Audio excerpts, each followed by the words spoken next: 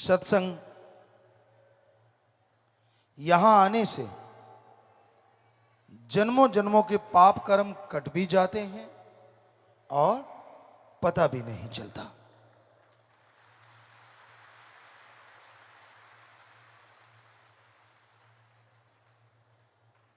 पर सत्संग को शांति से चुपचाप लगन से सुनना चाहिए। जो सत्संग में शोर करते रहते हैं वो खाली ही जाते हैं, उनके पल्ले कुछ नहीं पड़ता। सत्संग तो उन्हीं को फल देती है जो भावना से सुनते हैं और अमल करते हैं।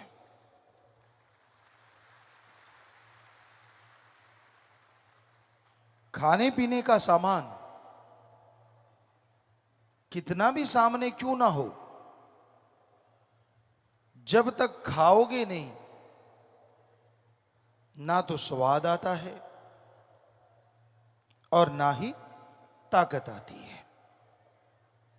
उसी तरह सत्संग है। खाना यानी सत्संग सुनना, निगलना यानी अमल करना। पहले सुनो और फिर अमल करो तो सत्संग का फल 100% मिला करता है।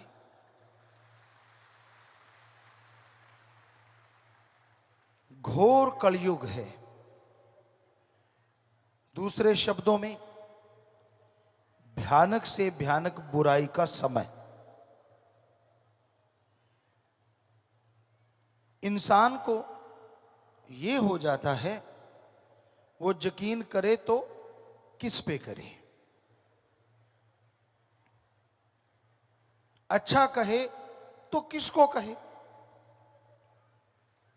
क्योंकि खुद गर्जी इतनी बढ़ गई है, खुद गर्जी इतनी बढ़ गई है कि इंसान इंसानियत को छोड़ के शैतान बन रहा है। और संग का रंग लाजमी चढ़ता है। किसी का भी संग करो उसका असर आप पे जरूर आएगा। कहते हैं कोयले की खान में जाने से कालिख से बचा नहीं जा सकता, नमक की खान में जो जाते हैं वो नमकमय जरूर हो जाते हैं।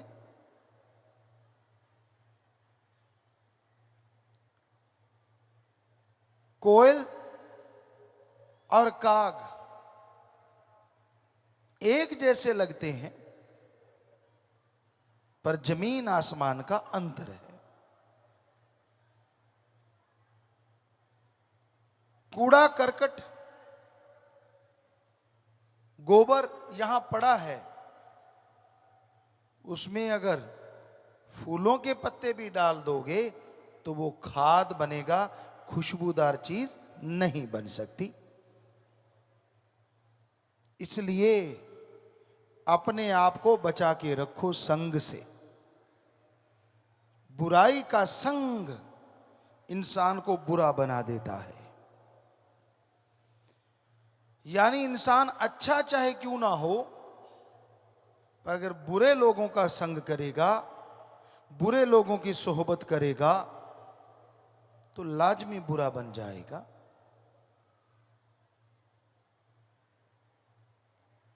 कड़वा पानी, खारा पानी धरती से निकलता है, कितनी भी चीनी डाल लो वो कड़वापन त्यागेगा नहीं। और दूसरी तरफ गंगा जल में कितनी बदबूदार शराब डाल दो वो गंगा जल ही कहलाता है।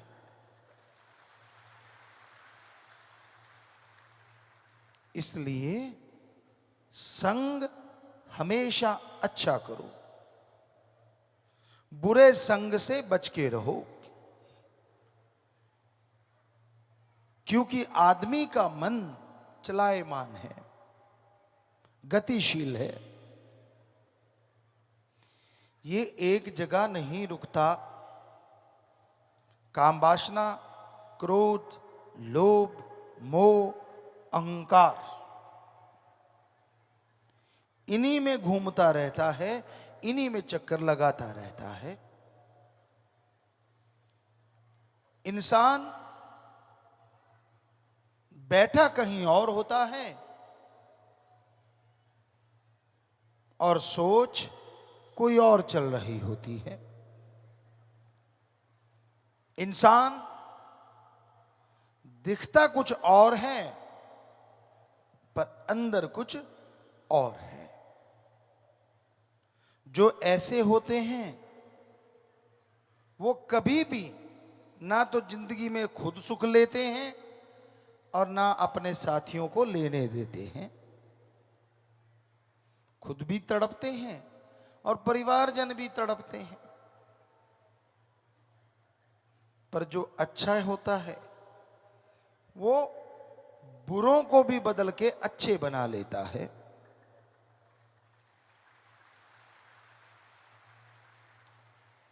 इसलिए संग सोहबत हमेशा अच्छे लोगों की करो। पर आजकल लोगों को चस्का बहुत पड़ा हुआ है।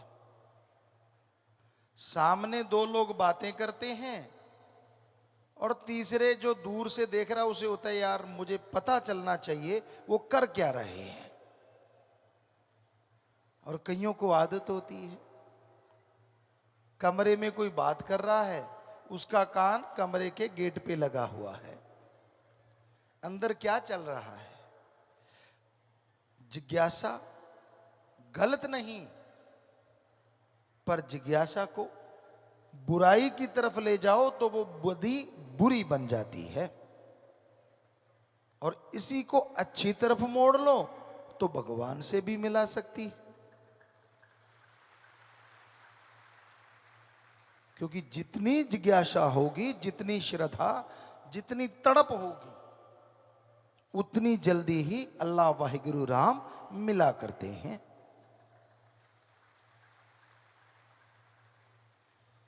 बिना तड़प के गाते रहो, बोलते रहो, सुनाते रहो। हमने सभी धर्मों में देखा,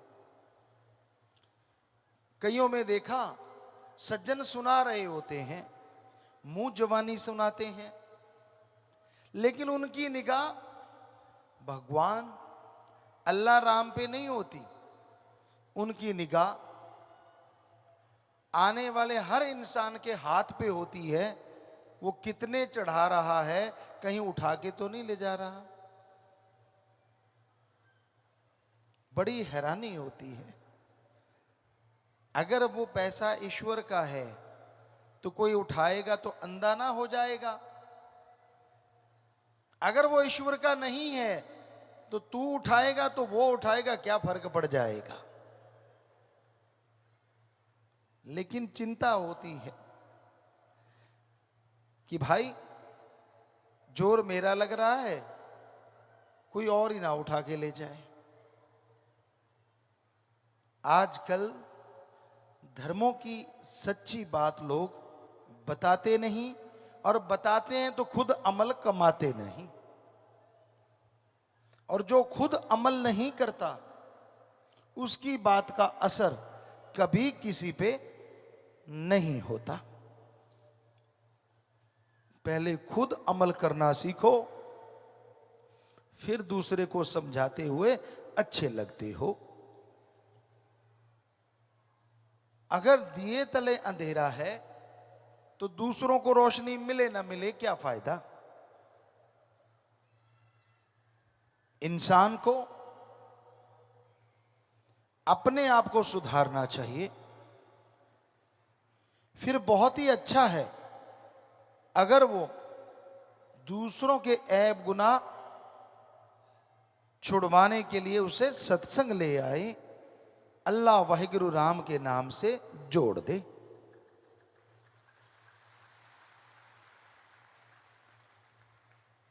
वेद ग्रंथों में लिखा है, इस कलयुग में बुरे कर्म करने वाले को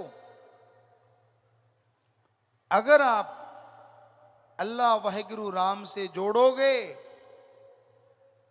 उसकी बुराइयां छुड़वा दोगे, तो जिस तरह कोई कटते हुए जीव को, गऊ को बुच्चड़ खाने से बचा लेता है, उससे हजारों गुना पुण्य आपको मिलेगा।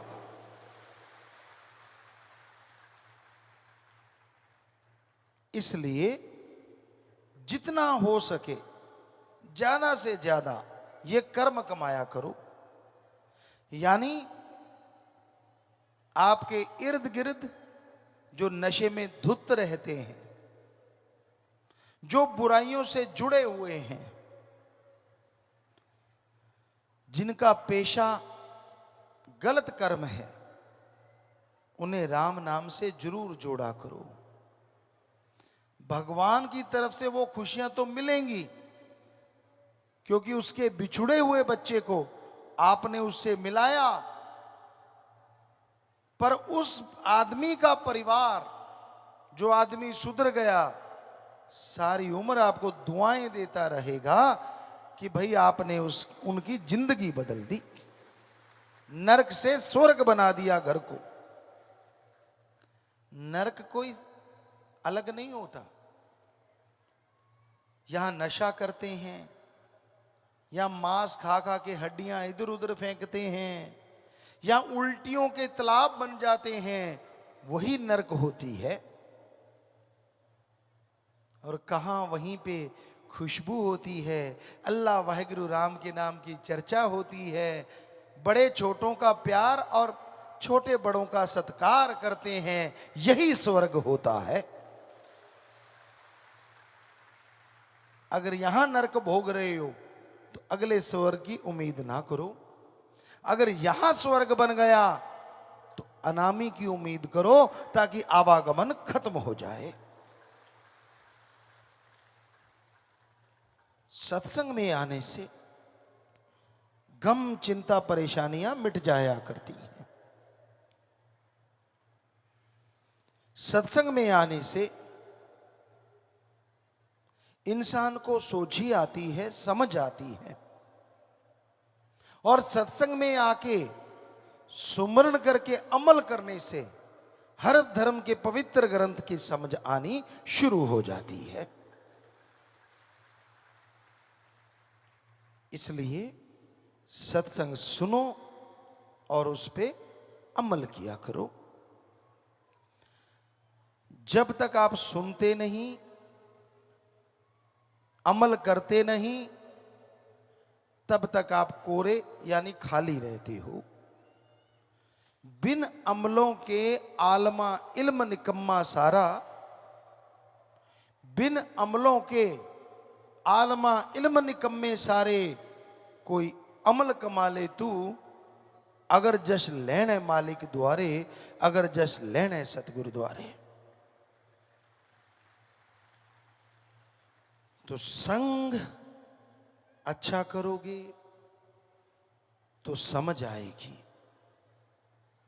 सत्संग करने से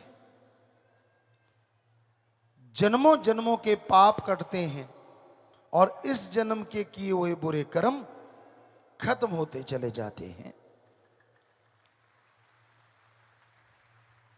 इसलिए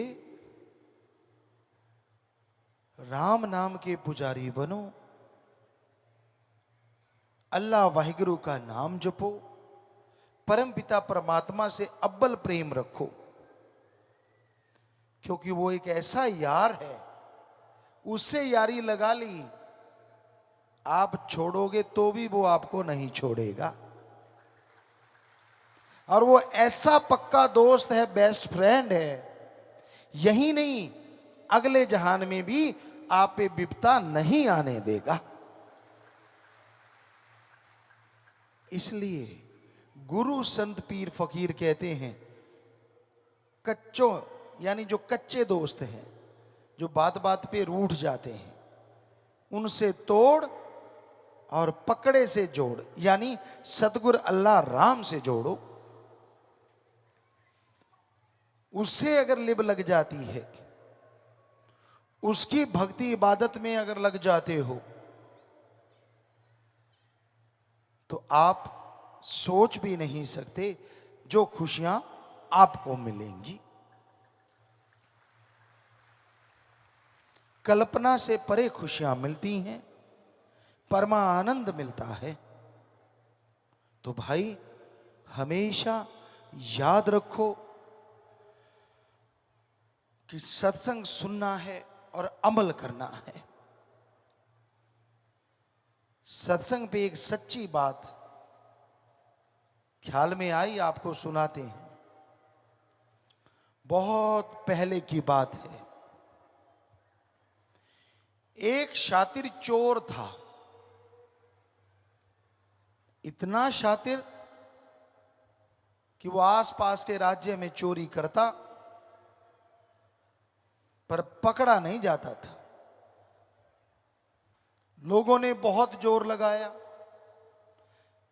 राजा महाराजाओं ने बहुत जोर लगाया, लेकिन किसी की समझ नहीं आया चोर कौन है। आखिर समय आता है, उस चोर का भी अंतिम समय आया।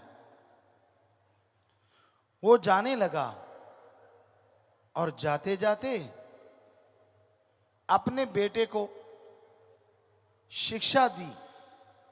कहने लगा, बेटा चोरी के ये मंत्र हैं, और जब चोरी करो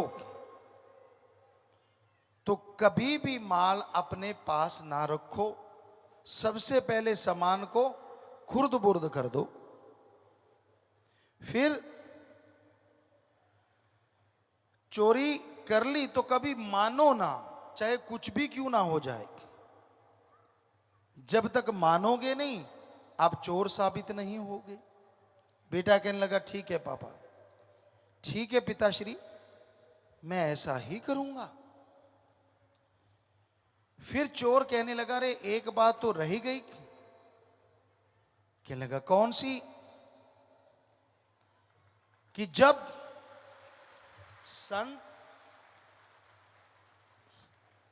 संत पीर फकीर की कहीं सत्संग हो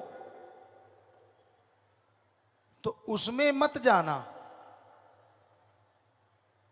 अगर चले भी गए तो संतों की बात कभी ना सुनना। चोर का बेटा कहने लगा, ठीक है पिता, और वो चोर मर गया। अब चोर के बेटे ने चोरियां शुरू कर दी, पकड़ा नहीं गया। लेकिन एक दिन बादशाह का खजाना हीरे जवाहरात चुरा के भाग रहा था, तो सैनिकों की निगाह में आ गया। सैनिक पीछे पड़ गए, वो भाग रहा है। भागते भागते उसने देखा नगर में बड़ी धर्मशाला है और उसमें लोग बहुत जा रहे हैं, तो वो भी उनके साथ हो लिया। और पिता का बताया मंत्र, हीरे जवाहरात एक बहन को देख के ये भोली भाली लगती है, उसके बैग में डाल दिए और खुद सबके साथ अंदर जाके बैठ गया। जब अंदर जाके बैठा तो उसने देखा कि सामने तो एक संत बैठे हैं, एक फकीर बैठे हैं। तो उसने अपने दोनों अंगुलियां कान के ऊपर रख ली, कहीं कान में कोई संतों की आवाज ना पड़ जाए। दबा के उंगलियां बैठ गया। पर अचानक आदमी की फितरत है, अगर आपको बोले ना कि उधर बहुत खूबसूरत कुछ है। कई तो अभी देखने लग गए, जिन्होंने नहीं देखा वो बाद में देखेंगे, अच्छा क्या था उधर। यानी जिधर से रोका जाए नेचुरली उधर ध्यान ज्यादा जाता है। तो चोर ने सोचा, यार ये संत ऐसा क्या करते हैं, लोग तो तालियां मार रहे हैं, बड़े खुश हो रहे हैं, मैं सुनूं तो सही। उसने कान से उंगलियां हटाई और संतों का वचन आया, देवी देवताओं के परछाई नहीं होती। इतना सुना कि तो अच्छा ये तो बोल रहे हैं, झट से कान बंद कर लिए। सत्संग समाप्त हुआ, चोर बाहर निकला। उसकी पहचान थी सैनिकों को, और सैनिक जैसे वो बाहर निकला उसको पकड़ के ले गए, राजा के दरबार में पेश किया गया। राजा ने पूछा, क्या इसके पास चोरी का सामान मिला? तब सबसे बड़ा सबूत यही होता था कि चोरी का सामान मिल गया तो चोर है। कहते जी वो तो नहीं मिला। कहते फिर किस आधार पे कहते हो? कहते जी हमने इसको खुद देखा है भागते सामान उठा के। उसको जेल में कर दिया, बहुत प्रयत्न किया कि मान जाए, नहीं माना। एक औरत जासूस थी, कहने लगी, बादशाह सलामत, अगर कहो तो मैं मनवा लेती हूं। कहने लगी ठीक है। चोर अंदर कोठड़ियों में बंद है, और अचानक क्या देखता है, गेट खुला है, धड़ाम से पहरेदार गिरे, दूसरा खुला, तीसरा खुला, सब गिर रहे हैं, और अचानक देवी मां आ रही है, 4 हाथ। वो जो देवी की आकृति दिलों में होती है, बिल्कुल वही देवी आ रही है। चोर हक्का बक्का रह गया कि ये तो मेरी श्रद्धेय है, इसको तो मैं अपनी इष्ट मानता हूं। देवी आई, चोर रोने लगा, ओ मां तू आई है, मेरी पूजा मैं करता रहा, तुझे याद करता रहा, देखो मैं यहां फंस गया, मेरा बुरा हाल है, मैं धन्य हो गया आपके दर्शन करके। तो देवी ने आशीर्वाद दिया, देवी माता ने, और बोलने लगी, बेटा मैं तेरे दुख हरने के लिए आई हूं, फिक्र मत कर, आज मैं तुझे बाहर ले जाऊंगी। अचानक चोर ने देखा, देवी मां की परछाई नीचे से होती हुई दीवार के ऊपर तक जा रही है। चोर शातिर तो था, झट समझ गया। देवी कहती, बस तू सच सच मुझे बता दे, चोरी की है कि नहीं की, मैं तेरे गुनाह माफ कर दूंगी।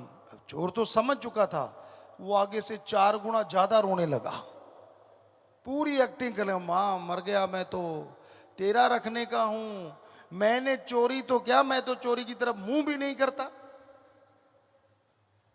कहती बेटा देख ले वरना नरकों में जाएगा।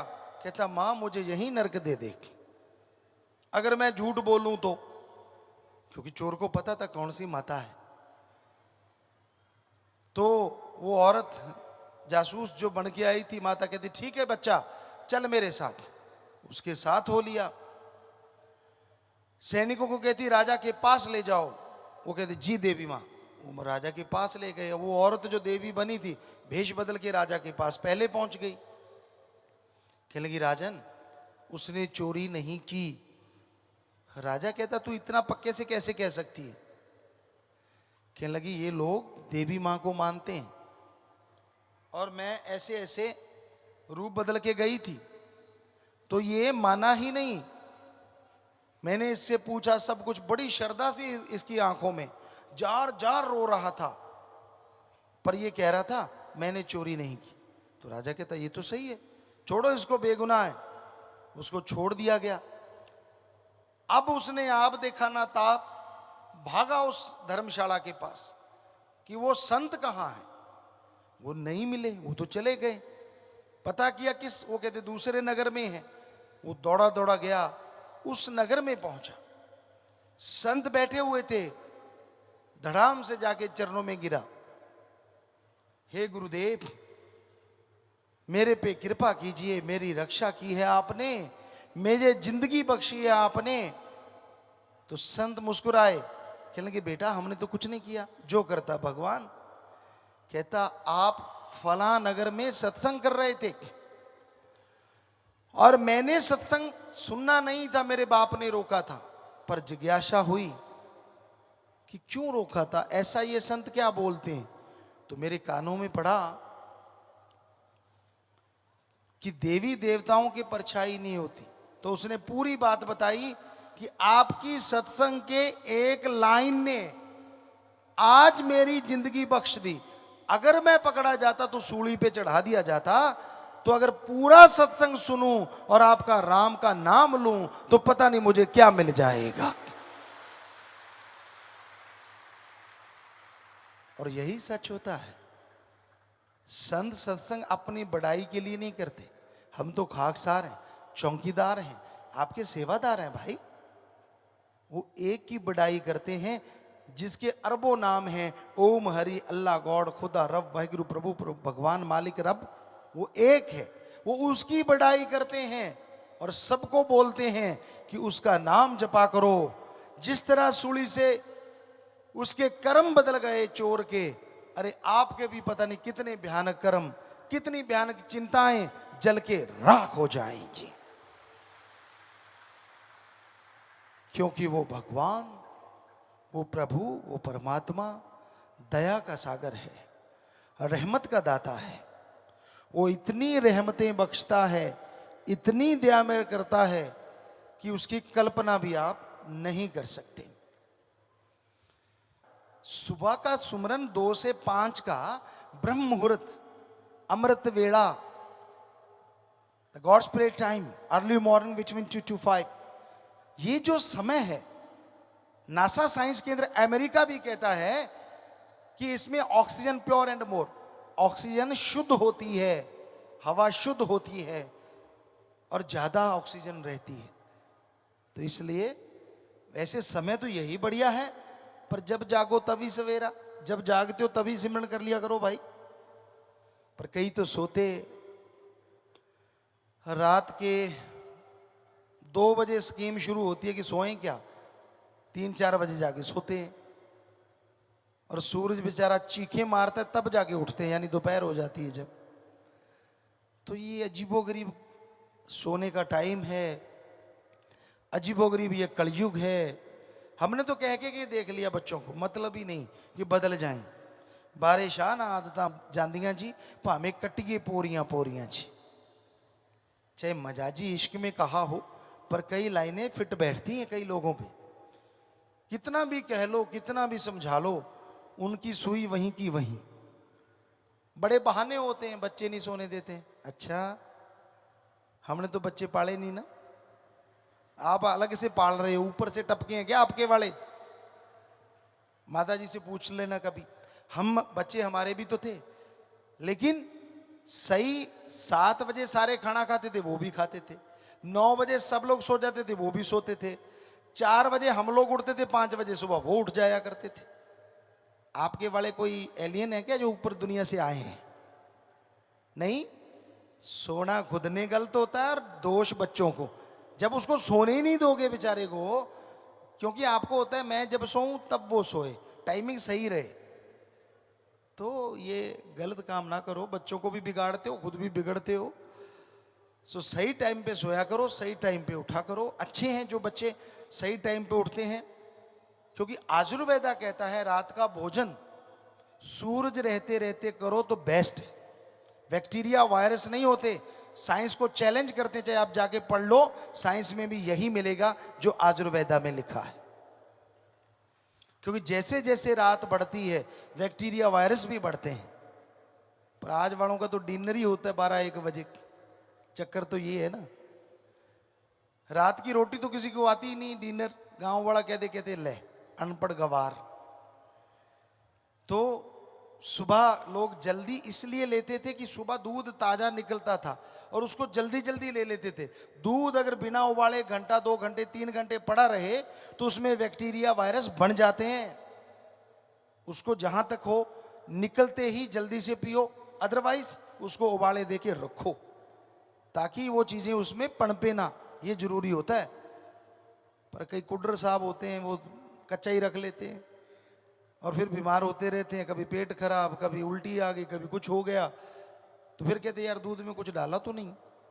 डाला नहीं, तूने डलवाया है। तो इसलिए ये चीजें ख्याल में रखनी चाहिए। तो सत्संग में आपको दुनियावी चीजों का भी मुफ्त में ज्ञान मिल रहा है भाई, होना तो रूहानियत का चाहिए, पर परमपिता शास्त्र नाम श्याम मस्तान जी दाता ने आपकी दुनियादारी भी तो देखनी है ना। तो ये 100% आप अमल कर लो, अगर फर्क ना लगे तो कहना। ये जो डिनर है उसको, डिनर को जो आपकी इवनिंग टी होती है ना उसमें ले आओ, और इवनिंग टी को थोड़ा सा बैक गियर पीछे ले आओ। पढ़े लिखों की इवनिंग टी होती है 5 बजे 6 बजे, तो आप 7 बजे शायद दिन छिपता होगा या 6 बजे जब भी है 7 एक करीब, तो उस समय खाना खा के देखो। और सोने से पहले अगर फ्रेश दूध थोड़ा सा ले लिया जाए तो डाइजेस्ट के लिए, शरीर के लिए, बॉडी रिपेयर के लिए सबसे बेस्ट होता है, ये कहता है आयुर्वेदा। सो भाई, आप उस परमपिता परमात्मा की औलाद हो, और जो उसकी औलाद है वो फकीर की औलाद पहले होती है। इसलिए माँ बाप को अपने बच्चों का फिक्र होता है, हमें आपका फिक्र है, चाहे सफेद दाढ़ी है आपके चाहे काली है, हमें आपका फिक्र है। आपको कोई रोग ना लगे, आपको कोई परेशानी ना आए, आपको कोई टेंशन ना आए, आपको कोई तकलीफ ना आए, हमेशा यही ख्याल रहता है। आप कोई गलत कर्म ना करें जो आगे भोगने पड़े आपको। इसलिए सत्संग में हर तरह की बात आपकी सेवा में अर्ज करते रहते हैं।